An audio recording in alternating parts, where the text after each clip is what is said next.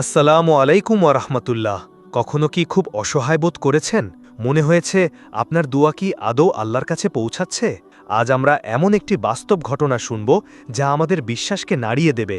একটি ঘটনা যা প্রমাণ করে একজন সাধারণ এমনকি গরিব মানুষের একনিষ্ঠ দোয়াও আরশ পর্যন্ত পৌঁছে যায়।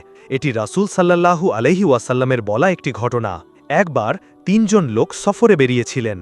পথ চলতে চলতে মুষলধারে বৃষ্টি শুরু হলো।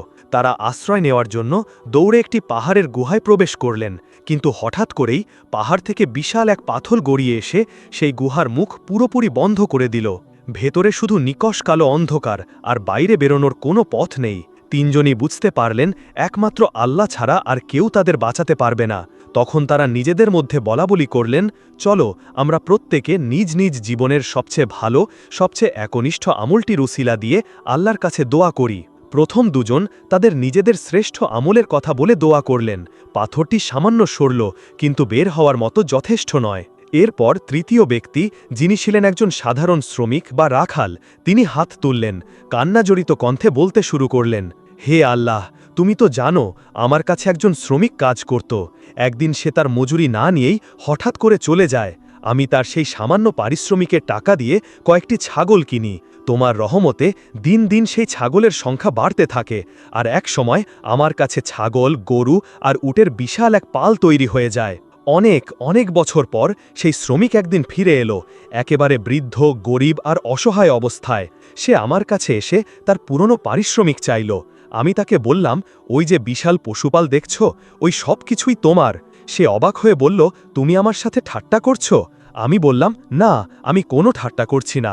এ সবই তোমার সেই পারিশ্রমিকের টাকায় অর্জিত হয়েছে, সবই তুমি নিয়ে যাও। হে আল্লাহ!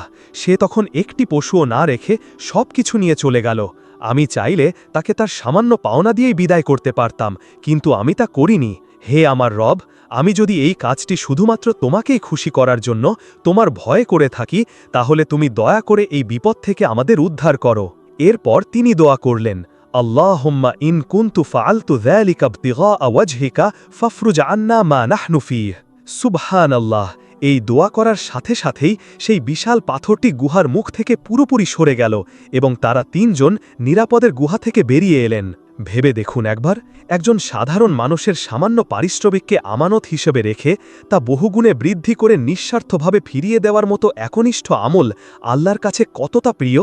এই ঘটনাটি সহিহ বুখারী হাদিস নম্বর 2272 উল্লেখ আছে। এই ঘটনা আমাদের শেখায়, আমাদের অর্থ সম্পদ কিংবা সামাজিক মর্যাদা আল্লাহর কাছে কোনো বিষয় নয়, বরং তার কাছে সবচেয়ে দামি হল আমাদের বিশুদ্ধ নিয়ত এবং একনিষ্ঠ আমল। কে জানে আপনার কোন ছোট কিন্তু একনিষ্ঠ কাজটি আল্লাহর কাছে এত বেশি পছন্দনীয় হয়ে যাবে, যা তার জীবনের সবচেয়ে বড় বিপদ থেকে মুক্তির কারণ হয়ে দাঁড়াবে ইনশাআল্লাহ। আজ এ পর্যন্তই। ভিডিওটি যদি আপনার হৃদয় ছুঁয়ে যায়, তাহলে এটা শেয়ার করে আপনার প্রিয় মানুষদেরকেই তথ্যটি জানিয়ে দিন, যেন তারাও এটি জানতে পারে। এরকম ইসলামিক তথ্যবহুল ভিডিও সবার আগে পেতে চ্যানেলটি সাবস্ক্রাইব করে পাশের বেল আইকনটি ক্লিক করে রাখুন।